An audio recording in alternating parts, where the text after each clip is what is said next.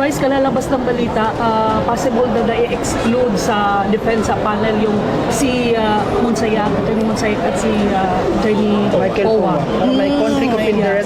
Pipi, sabi niya saya pa ba? Manimaan ka sa tong mga ni-tridor sa inyo. Dili. Dili ka mo dumo. Dili. I don't take it personally. Kasi, para sa akin ba, yung ginawa nila sa akin, personal yun sa akin. So, bilang isang politician, natural na ganun ang gagawin sa iyo.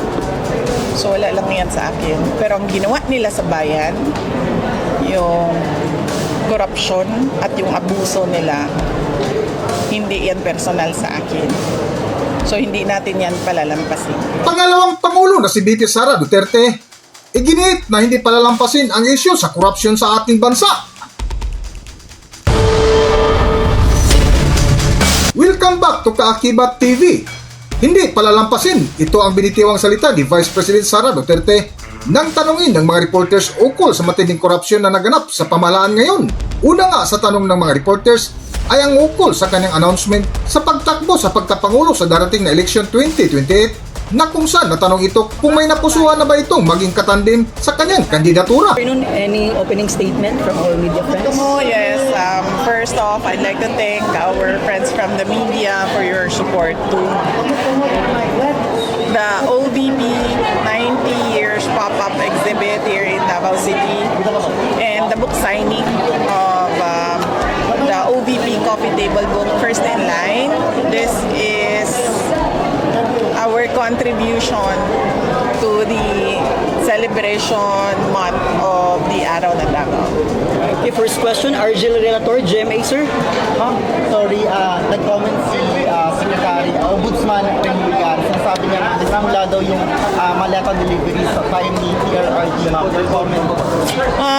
So for now, ang focus ng Inday Sara at ng Office of the Vice President is yung mga kailangan namin gawin para sa bayan. Tulad nito, we have an exhibit that showcases the former Vice Presidents and teaches the children about leadership and anong klaseng leadership ang pipiliin nila sa kanilang pagbabiyahe dito sa ating bayan. Mamaya. VP, may hapon. Akong question is, sukad atong simula nung nag-pronounce ka that your intention to run for 2028, maraming nag-float na names for your VP. My question is, applications ka ba isi-set na for your partner as VP and meron na ba tayong nakita? As I mentioned, noong episode ng Ibalik ang Tapang at Malasakit, nabanggit ko doon na meron akong ni-recruit last year. Does it mean na yun na? But hindi pa siya nag-decide kung tatakbo siya for Vice President or hindi. So, antayin na lang natin yung desisyon niya. Huwag na lang natin siya guluhin. Huwag na natin siya pangalanan kasi maka-atakihin siya, sisirain yung pangalan niya. So, pabiyaan natin siya mag-desisyon. Sa kasunod nga na katanungan ng media ay ang ukol naman sa bagong lumabas na trust ratings ni VP Sara Duterte na patuloy bumulusok pataas at ang katanungan ukol sa tumayong abogado ng kanyang impeachment complaint na balitang tanggalin. Ma'am Ruth, Vice, may lumabas na Tag-Eres survey. Tumaas yung preference vote ninyo from 43 to 48%. Any comment mo? Well, lagi naman sa lahat ng surveys nagpapasalamat ako sa patuloy na tiwala at paniniwala ng kababayan natin sa akin at sa aking mga kasamahan sa Office of the Vice President. last question, Bril, go ahead. Human naman siya. Human na ka? Wala pa. Right. Isa ko po. Itong Monday na yung deadline ng submission nung sa impeachment. Sa ito, yung comment mo, ma'am, after the sufficient substance. Ayun. 10 days, ma'am, on Monday daw po. Nakapag-send po ba kayo ng response? Ayun.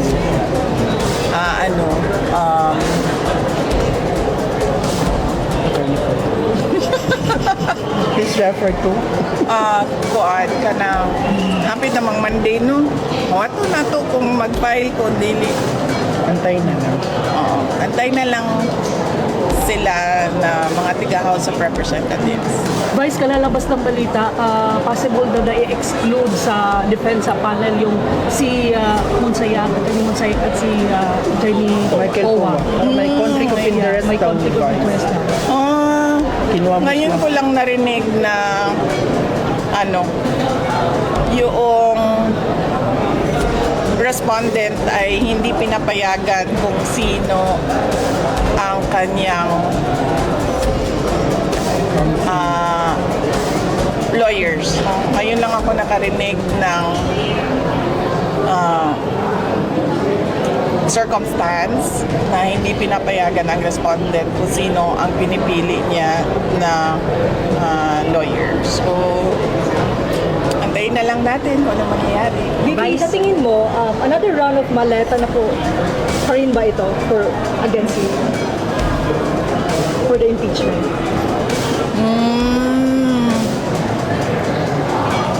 Antayin natin, tapos kunan natin ang picture, tapos ilabas na naman natin yung pictures kung merong mga bagong maletas na lalabas. Last closing statement. Magpapatuloy po ba yung libre sa kayo na despite sa mahal ng presyo? Magpapatuloy ang Libre sa kayo ng OVP. yes, opo, oo. Tutuloy yon dahil project na talaga yon ng Office of the Vice President. At actually nga nung nakita ko yung ABP kanina, nag-iisip ako paano pa kami makatulong sa mga tao, especially in their daily commute. VP, last from my end. Balikan ko yung sinabi ni PGMA kanina na yung pronouncement mo invites national reflection.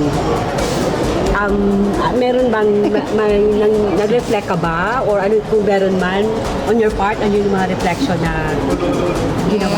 Ang pagkakaintindi ko kasi sa kanya, sa speech na kanina, is reflection on the part of the members of the House of Representatives, hindi sa akin.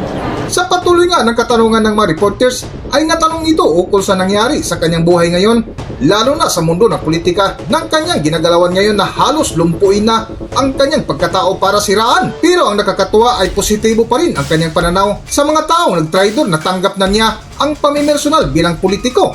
Ngunit ang tumatak sa kanyang sinabi ay hindi niya matatanggap at palalampasin na dapat may managot sa matinding korupsyon na naganap ngayon sa pamahalaan. Para sa buong kwento, narito ating panoorin ang video. VP, sa lahat ng mga nangyayari, VP, how are you holding up? Oh, I'm okay. Thank you. How are you holding up?